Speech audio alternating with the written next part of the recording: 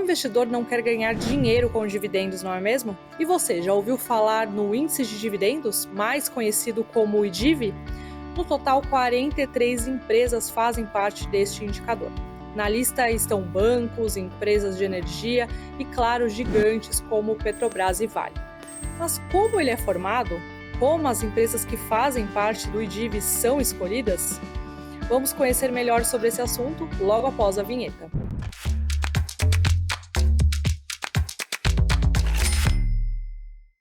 E hoje, para falar sobre o IDIV, o Índice de Dividendos, a gente tem a participação aqui da Ângela Tossato, que é analista de investimentos da Nuinvest. Oi, Ângela, tudo bem contigo? Olá, Eri, olá, investidores. Muito bom estar aqui novamente e dessa vez para falar um pouquinho de geração de renda passiva através de ações. E sim, gente, isso é possível. E vamos explicar ao longo do programa como escolher essas boas empresas pagadoras de dividendos. É isso aí, um assunto que interessa para todo mundo, né, Ângela? Mais dinheirinho aí no bolso. Bom, Ângela, e para a gente começar, eu queria que você contasse, né, explicasse para a gente o que é o IDIV e como é que ele funciona.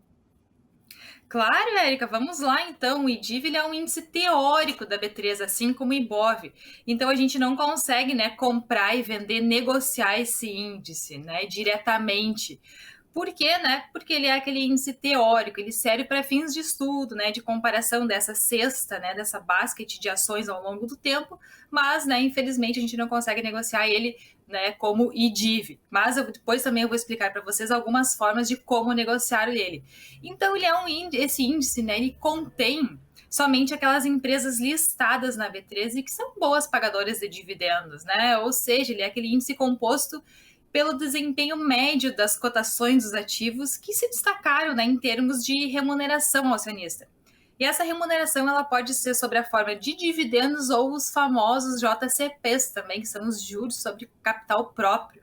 Né? Então, a única diferença entre esses dois tipos de proventos é a forma de tributação, que enquanto os dividendos são isentos para o acionista, né, para o investidor, o juro sobre capital próprio não, né? Ele não é isento de imposto de renda, mas também nessa definição ela vem da empresa que vai pagar esses proventos. Então fica também a critério do investidor escolher, né, se ele quer o pagamento de dividendos, né, ou ser remunerado sob a forma de dividendos ou de JCPs. Muito bom. E, Ângela, você pode contar um pouquinho para a gente como é que essas empresas são escolhidas e de quanto em quanto tempo, né, que é feita aí essa revisão das empresas que compõem o IDIV? Sim, Eri, então essa carteira teórica ela é revisada a cada 4 meses, né? Então ela é revisada quadrimestralmente. E a gente começa sempre em janeiro. Então a gente tem 3 períodos no ano, né? Que vai de janeiro a abril, de maio a agosto e de setembro a dezembro. E né, a gente tem 4 grandes critérios para a elegibilidade dessas ações, né? Para elas conseguirem fazer parte desse índice ou, né? Caírem fora no caso desse rebalanceamento quadrimestral da carteira. Então, o primeiro é que ela deve estar presente em pelo menos 95% dos pregões dos últimos 3 quadrimestres, né? Então, do último ano. O segundo, né? Ela não pode ser classificada como penny stock, que são aquelas ações com preço abaixo de R$ 1. Ela não pode deixar, né, de distribuir dividendos por 4 quadrimestres, então aqui dá em torno de 16 meses, né, dá quase 1 ano e meio. E, né, o somatório do dividend yield deve ser maior que 0 a cada 12 meses consecutivos, então naquele período de 3 anos também. Agora aqui, Erika, só vou explicar um pouquinho o que é esse dividend yield, né? Que ele é tão importante aqui quando a gente fala em, né, carteira teórica de dividendos, em retorno sobre dividendos. Então, o dividend yield ele é um cálculo matemático, gente, né? Onde o dividendo da ação recebido ele é dividido pelo preço do fechamento dessa ação na Datacom, tá, gente? Então, a Datacom é aquela data, né? Aquele último dia que se eu comprar essa ação, eu vou ter direito a essa distribuição de dividendos. O próximo dia da Datacom é a data ex. Então, se eu comprar essa ação na data ex, eu não tenho direito à distribuição desses dividendos. Então, esse que é o dividend yield. Eu divido o dividendo, né, pelo preço do fechamento da ação na Datacom. né? Então, o IDIV seleciona dentro desse conjunto de ativos elegíveis, né, de acordo com esses 4 critérios que eu falei, aqueles entre os 33% com os maiores dividend yields do período de 36 meses, então do período de 3 anos. E aqui entra um fato bem interessante, porque se a gente for lá no site da B3 e baixar, né, o Excel ali com a lista de ativos que fazem parte do IDIV, a gente vai ver a Petro 3 e não a Petro 4. Por quê, gente? Né? A Petro 3 ela pagou dividendos regularmente, né? A Petro 4 não. Se a gente for ver em 2020, a Petro 4, né, que é a ação preferencial da Petrobras, não pagou dividendos, por isso que ela não faz parte do IDIV, mesmo tendo, né, esse dividend yield muito alto, né, em comparação com as demais ações, né, que fazem parte do IDIV. Mas então, né, com esses critérios, o índice forma essa carteira teórica e o desempenho é medido ao longo do tempo através das oscilações desses papéis, como a gente sempre fala do IBOV. Muito legal, por isso que a gente não vê também muitas empresas novas, né, empresas de tecnologia ainda que estão crescendo muito, a gente acaba não vendo aí no IDIV, né, Ângela? E aí eu aproveito para fazer outra pergunta. A gente vê bancos ali no IDIV, vê empresas de energia e a própria Vale Petrobras, né? Quais são os setores que têm de maior peso, né, dentro do IDIV? Então vamos lá agora por setor. Vamos ver a composição do IDIV por setor. As elétricas, né, que são aquelas empresas famosas por serem boas distribuidoras de dividendos, claro que elas ocupam o primeiro lugar, né? A gente tem 10 empresas, né, que fazem parte do grupo das elétricas e representa 40% do IDIV.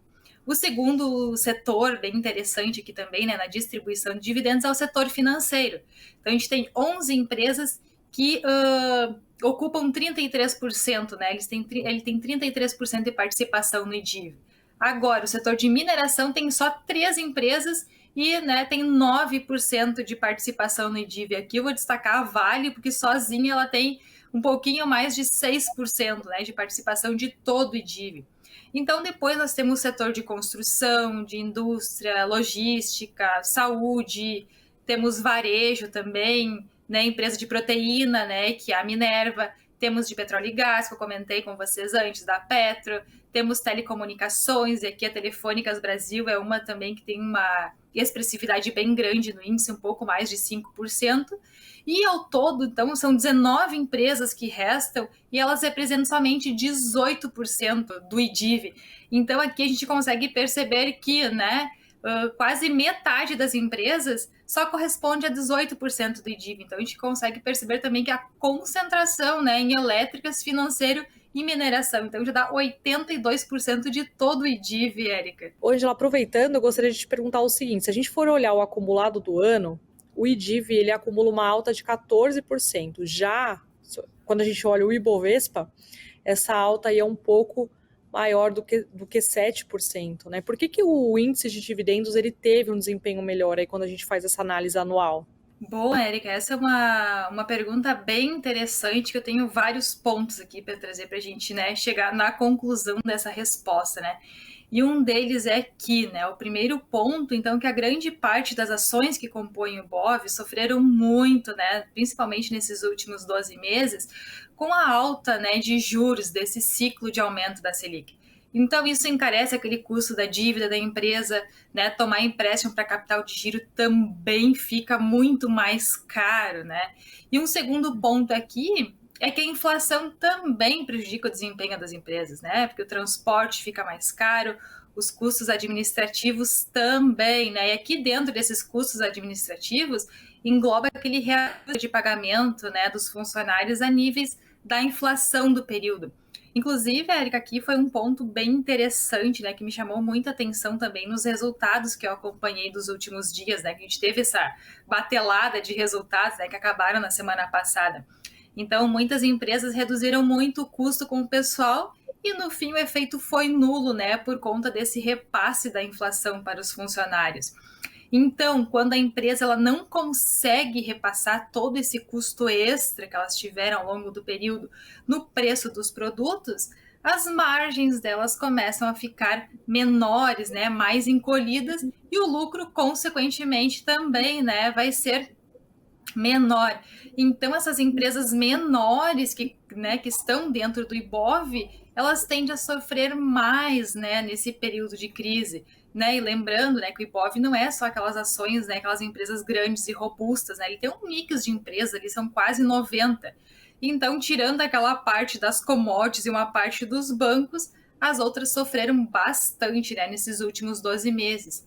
E já o IDIV ele é um pouquinho diferente, porque ele é composto por aquelas empresas resilientes, né, as boas pagadoras de dividendos recorrentes, né, inclusive, são empresas maduras, né, de grande porte também, com uma geração de caixa robusta, previsibilidade de receita, né, que em períodos de crise elas tendem a ter um fôlego maior, né, porque elas têm também, pelo tamanho, né, elas têm aquele poder de barganha perante o mercado, porque elas conseguem também os empréstimos mais baratos, né, por terem muitos ativos, né, e ativos caros, né, de alto valor agregado como forma de garantia. Elas conseguem também reduzir os custos mais facilmente, como exemplo que eu dei agora, né, no corte de pessoal. Até foi um caso da Copel que eu vi, bem expressivo, né, no balanço deles, né, nesse último balanço.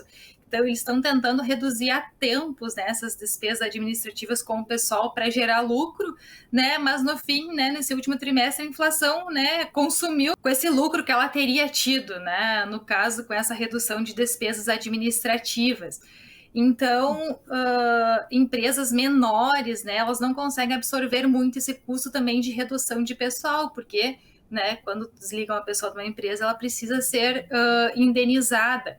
Então, tudo isso também entra no cálculo. E as empresas maiores, né, que são as que compõem, né, que estão dentro do IDIV, elas sofrem muito menos, né, em períodos de crises e com esse tipo de situações. Então, Érica, por esses motivos, né, que levaram o IDIV a ter um desempenho melhor que o Ibov nesse mesmo período. Muito bom. E aí acho que uma pergunta que todo mundo quer saber, né, Ângela? Quais foram aí as principais pagadoras de dividendo nos últimos 12 meses, né? No último ano a gente sabe que é histórico, né? O que já foi não é garantia de que vai ser de novo, né? Mas para a gente entender aqui quais são as principais pagadoras, e se você puder passar para a gente essa informação. Claro, Eri, eu acho assim que quem acompanha o Invest News já sabe qual foi a maior pagadora de dividendos no mundo. Que saiu uma matéria especial, né, Eri, sobre a Petro. Então, gente, eu até peguei os dados de 2021 e 2022 até agora, né, que ainda não acabou o ano de 2022. Mas a Petro já acumula R$ 19,06 por ação somente em dividendos, gente. Então, tanto esse pagamento foi feito para as ordinárias quanto para as preferenciais, né, no mesmo patamar de valores, porque, gente, algumas empresas elas têm uma pequena diferença, né, entre remunerar as preferenciais e também as ordinárias quando a gente fala de dividendos. E no caso da Petro, então, foi exatamente, né, a mesma distribuição. E a segunda aqui, acho que foi, acho não, né? A segunda aqui foi a Vale, né? Então ela distribuiu R$ 21,93 nesse mesmo período em forma de proventos aos seus acionistas. Então, vocês podem até me perguntar, né, mas por que a Vale está em segundo lugar se ela remunerou mais, né, o acionista, né, que ela remunerou R$ 21,93 e a Petro R$ 19,06.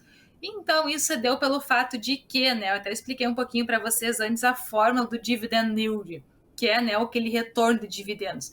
Quando a gente pega o dividendo pelo preço de fechamento da Datacom, que a gente tem, a Petro está na casa dos R$ 33 hoje, né, mas claro, esse preço de fechamento foi lá na Datacom, e a Vale em torno de 70. Então, o dividend yield da Vale vai ser menor porque esse denominador é maior. Então, consequentemente, né, o dividend yield vai ser menor. Se a gente pegasse e colocasse, então, a Vale nos mesmos preços da Petro, né, ali em torno dos R$ 30, né, 35, metade, né, que hoje ela está na casa dos 70, a gente teria um dividend yield muito parecido, né, com pouquíssima diferença. Mas, né, como ela está lá na casa dos 70 e a Petro na casa dos 33, então a Petro ganha nesse quesito, né? Seu dividend yield fica maior do que o da Vale. Agora, segundo os dados, né, que a gente pegou aqui também para essa matéria, né, para esse Analistas em Ação, o dividend yield da Vale, né, na média dos últimos 2 anos, foi de 12,14%. E o da Petro foi impressionante, né, 27%, 27,09%, né? Então, por isso que teve essa diferença substancial, Eri, foi por causa, né, do preço da ação mesmo. Às vezes a gente vê aqueles dividendos de centavos, aí você pensa assim, nossa, é pouquinho, né? Mas aí é o que você falou, né? Tem que olhar o denominador aí, o quanto que tá valendo, né, a ação, né? Pra gente poder saber se é muito ou se é pouco, né? Depende disso, né? Exatamente, Érica. Então, quanto maior for o preço da ação em comparação ao dividendo, menor vai ser aquele retorno em dividendos. Muito bom. E aí eu faço uma outra pergunta aqui, né, Angela? Acho que até você já comentou um pouquinho, né, falando que o IDIV também é uma carteira teórica, assim como o Ibovespa, ou seja, não dá para a gente investir diretamente nele. Mas eu queria saber quais as aplicações, né, que permitem acompanhar aí o índice de dividendos. Então, Eri, né, como a gente não tem essa possibilidade de investir direto no IDIV, a gente pode investir no ETF que existe, né, do IDIV, que é o Divo 11, então é o DIVO 11, ele também está disponível na B3, né, só que lembrando, ETF também, ele é renda variável, né, então ele é aquela basket de ações, né, então é para aquele investidor que, né, tem aquele perfil experiente. Mas o que a gente tem para falar mais sobre o Divo? Então, esse ETF ele replica, né, o IDIV e ele é rebalanceado conforme as atualizações dessa carteira teórica. Então, por exemplo, né, se entra uma ação, se sai uma ação, se, por exemplo, a Petro passa de 6% para 8% ou reduz para 3%, essa carteira ela é balanceada, tá, gente? Então, o investidor não precisa fazer esse rebalanceamento. Quem faz, então, é a gestora desse ETF. E aqui também acho que é importante a gente ressaltar que ETFs têm taxa de administração, tá, gente? Porque ele é um fundo, né? Ele é uma Exchange Traded Fund, então ele é um fundo, na verdade. Então, por isso que ele tem taxa de administração. E é importante aqui também falar que ele não distribui os dividendos recebidos, né? Nos Estados Unidos tem até alguns ETFs que distribuem, mas aqui no Brasil não é a prática comum, porque eles utilizam, então, esses dividendos que eles recebem para aumentar, né, as posições dessas ações que já existem no fundo, né, que segue aquele balanceamento da carteira. Então, a vantagem do ETF que eu vejo assim hoje, Érica, é a praticidade, né, porque a gente consegue investir em todas essas empresas ao mesmo tempo, né, nessa basket toda, né, uma vez só, sem ter que me preocupar se eu vou rebalancear essa carteira, se eu não vou rebalancear, porque, né, a gestora é quem vai fazer isso. E um ponto aqui bem interessante também, que eu acho que vale a pena ressaltar também, né? Um segundo ponto é que a gestora, né, o fundo, então, quando ele reaplicar esses dividendos, o patrimônio desse fundo, desse ETF, ele vai aumentar, né? E como consequência, os valores das cotas também aumentam. Então, né, se quando eu me desfizer dessas cotas houver aquele ganho de capital no momento da venda, eu vou ter, né, vou ter que pagar o IR, né, naquela alíquota de 15%, né? Mas acho que aqui é a melhor parte, né, Érica? Porque se a gente pagou IR é porque a gente teve lucro, né? E eu acho que isso que a gente sempre busca, né? Quando a gente investe, principalmente, né, em renda variável. Não, com certeza. Então, nesse caso, né, Ângela, o investidor não recebe ali individualmente os dividendos, mas os dividendos vai para o fundo, né? Então, ele acaba tendo um valor maior aí quando ele for vender, digamos assim, se desfazer ali da cota dele no fundo. Seria isso, no ETF. Exato, né, Érica? Porque ele reinveste, então, né, o patrimônio aumenta, e se o patrimônio aumenta e o número de cotas não aumenta, né, naturalmente, né, o valor dessa cota vai para cima, né, ele vai aumentar. Então, de certa forma, né, ele está remunerando também, né, esse acionista, né, esse cotista, né, que tem essas cotas do ETF. Então, também é super legal, né, porque o investidor não precisa nem se preocupar em reaplicar os dividendos, né, tudo é feito de forma automática. E, Angela, falando um pouquinho de futuro, né? Quais são aí as suas perspectivas de pagamento de dividendo entre essas maiores pagadoras aí? Ah, perfeito, Ela. Então, as expectativas, né, de acordo com o consenso do mercado também, é de um dividend yield de 10% para Vale para os próximos 12 meses e para Petro de impressionantes, né, 32,5%. Mas, né, lembrando que a gente não pode levar em consideração só o dividend yield previsto, né, para a gente investir em ações, né, principalmente da Petro, né, que está num patamar bem alto, né, de remuneração, de retorno sobre dividendos. Então, a gente deve olhar mais alguns fatores na hora de escolher uma boa pagadora de dividendos. Que, como, por exemplo, a saúde financeira da empresa, tá, Érica? Porque algumas empresas, de acordo com o seu nível de endividamento ou a sua alavancagem financeira, ela distribui X%, né, de dividendos. E se a alavancagem tiver menor, é o X mais 1. Então, a gente sempre tem que cuidar da saúde financeira da empresa e essa forma de remuneração, né? O quanto que ela vai distribuir dos seus lucros em dividendos, que a gente chama de payout, né? Que é uma palavra mais técnica. Então, outro fator que a gente deve olhar também é se esse pagamento de dividendos ele é esporádico, né? Pela venda de algum ativo ou não, né? Ou se ele é recorrente. Até teve um caso recentemente, né, faz alguns dias, acho que pouco mais de um mês, da BR Properties, que ela é uma das maiores empresas de investimentos em imóveis, né, imóveis de renda do país. Então, o que aconteceu? A BR Properties vendeu parte de seus ativos, né, foi um prédio muito grande ali em São Paulo, e ela recebeu 80% desse montante à vista, foi cerca de 1,1 bi de reais. Então, como ela não tinha investimento em vista, né, para todo aquele valor, a empresa decidiu distribuir aos acionistas esse valor e deu um total de R$ 2,42 por ação. Mas agora sim, até vocês podem me perguntar, e vale a pena investir num papel só por causa disso? A minha resposta vai ser depende, tá?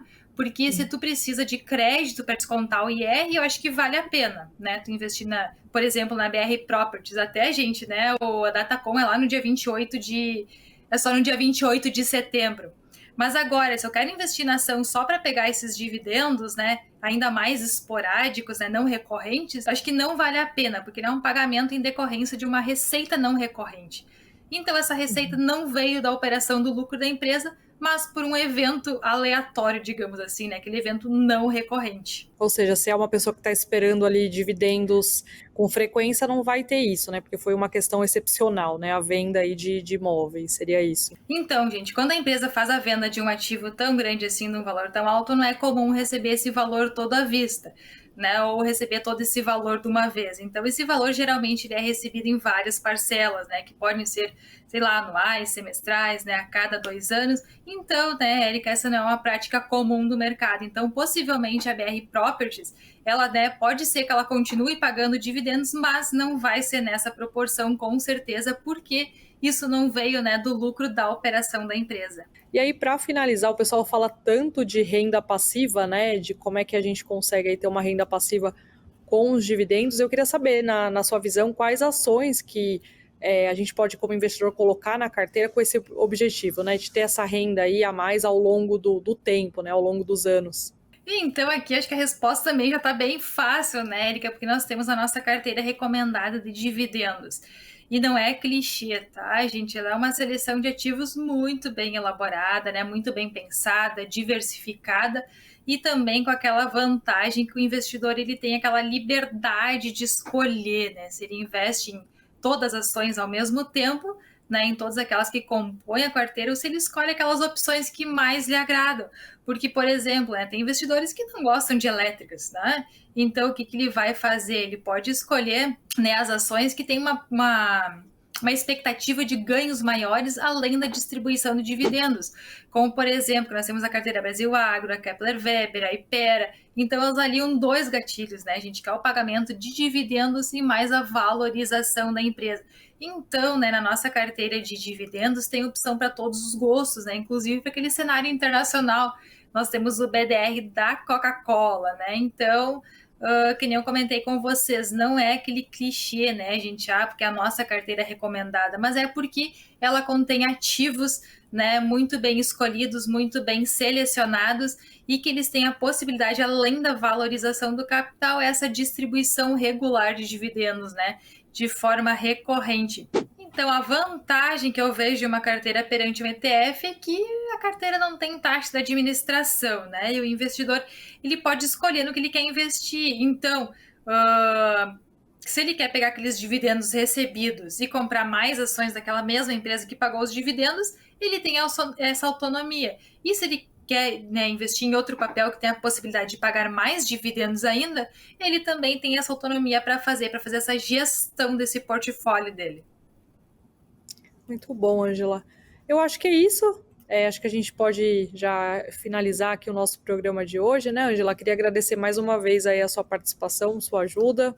Eu que agradeço mais uma vez de estar aqui contigo, Érica, e né, de poder também compartilhar um pouquinho com vocês dessa trajetória de geração de renda passiva através de ações, que é super possível, só que a gente sempre tem que lembrar, né, que é renda variável, então, né, tem oscilação, tem volatilidade, e o que vale, gente, a gente investir em bons ativos para que a gente se mantenha vivo, né, para que a gente se mantenha vivo e para que nessa renda complemente nossa renda lá na longevidade, né? Quando a gente pensar na aposentadoria, a gente vai ter essa renda extra, né? Através dessa renda passiva que a gente vai reinvestindo ao longo dos anos, né? Ao longo da vida. Renda variável é longo prazo, né? Não tem jeito.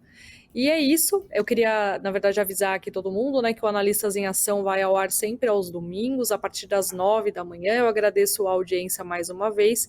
E se vocês tiverem dúvidas sobre esse e outros assuntos que a gente trata aqui em nossos programas, por favor, envie para a gente que a gente tenta responder durante a nossa programação. E é isso. Ângela, muito obrigada mais uma vez aí pela sua ajuda. Então, gente, foi um prazer estar aqui com vocês novamente, né? Tenham todos uma boa semana e nos vemos na semana que vem no próximo Analistas em Ação. É isso aí, gente. Muito obrigada pela audiência e até um próximo programa e um bom domingo a todos.